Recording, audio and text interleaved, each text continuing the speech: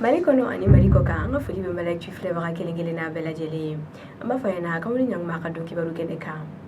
bi kuna funi hukumu kono amma lo dina ka fokunu octobre kalu kle mois kay kaw yi tama pake ay kuna funi mulla soro kula lu ay ka fokunu trata do octobre kalu kle mois kay kren la bafulabe mo do kon bora ga tama pake no ni tama kala ni yere ko ni te mo rewe ko association contre la domination et l'esclavage par ascendance ko mo redu uyaira ka fo luka tama kunte do rei ko lu be fe gaira je mo la ka fo kay ni wakati na femi jonyaye shia ko fanfala la ko ni meno o kuma ne kon dala ko lu bora kan tagama inke wala sa ka se ka je mo bela jeli ko ni la donia ka fo lu nyanne do ko sebe ko wa uba ni jamana nyamgo fe u ka se ka fera usigi senga wala sa ni jonya juri ko ni mesika tiga ka bolu kana to ko mina hakilla jigila amola na ka fo ni mo ko fo ni nga boli folo teni sabula ko octobre kalo kleta anduru tameni u ku yewuli ka joka ni kun kele kama kuna fo ni ko mo ko dala libi ameta gawo ayira la ka fo kunu octobre kalo kile mugan tasma ye tieni mbake no ay kuna fo ni mun la soro nikola lu ayira ka fo kam ni to ko franje temeni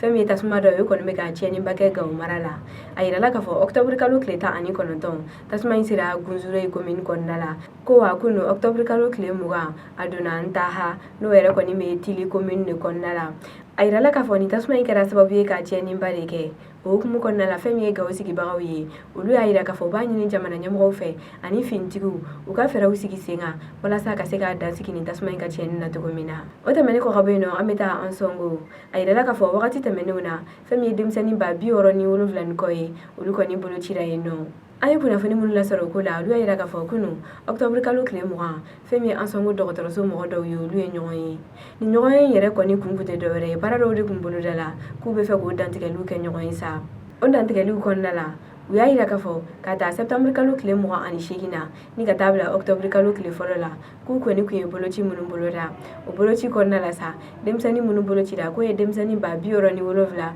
ani kema wolovla ni bioro ni wolovla e ko le ko ni bolochi da ni bolochi yere ko ni kunte dore ko polio bolochi je kunno ko wa kumbe demsanu ne ko fo munu samba ta san fula ni ka tabla san duru nyogona la dokotoro ni nganyo ko na libi uyayira ka fo ni bolochi ye bolochi kun folole ko wakati na taula ubena bolochi were boloda wala sa demsani o demsani ni polio bana ko ni meseka yemine o bolo beseka chi wala sa ku kishi bana ima to komina kena ya hukumu ko na libi amalo ni ka fo kunu octobre kalo kle mugan femi mo nani coronavirus bana yiro la malla kunu tarata do octobre kalo kile mugan anga jamana ministry som sigile no kena sabatili kama ale sebendo bla o seben kono ayala dunia ka fo octobre kalo kile mugan femi mo nani coronavirus bana yiro la mo duru ko lu kena ara ka bo bana ina ko wa mo shini ma to ala